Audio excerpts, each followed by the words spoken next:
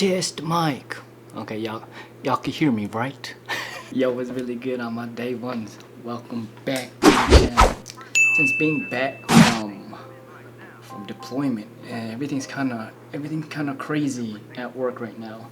Anyone who's ever served in the military, especially the veterans, people who have been in for over 5 years, understand that change is a constant. Change that I'm kind of going through right now at work is the fact that upper leadership is all gone. And I can understand why the word veteran comes about.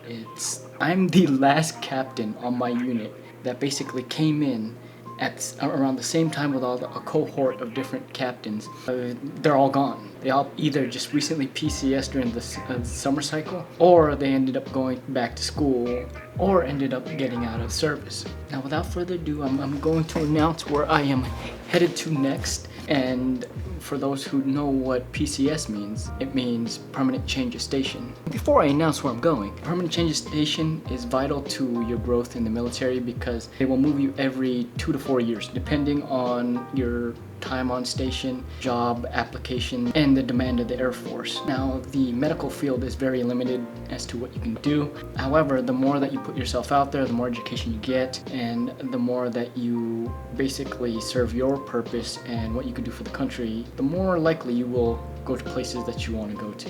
Now, I might be asking where I'm PCSing to. Next place I'm PCSing to is Travis Air Force Base. If you've been following me meticulously during the past 4 years, I have been stationed at Fort Sam Houston, and it is very different. Believe it or not, I was not a fan of Texas at first. Imagine going from Hawaii, pre-Air Force, and then all of a sudden you're going to Texas. Approximately 4 years ago, and 5 months-ish, around January, I found out I was going to Texas. I was not stoked about it. However, on this channel, I've always preached that if you go in with a positive attitude and you go in saying, I could serve this purpose, here's my accolades, and the jobs will tend to find you, and you will grow within the Air Force. And that's what you want, is your career progression to be going up. Yeah, I'm really stoked. I'm stoked to be going somewhere new. The fact that I have so much people reaching out to me, telling me that they're going here, they're going there, it's very humbling to see that on this channel we are breeding and creating leaders, and that was the whole goal of what I'm doing on this channel. I'm excited. I'm excited to be going somewhere new. I'm excited to be learning new things.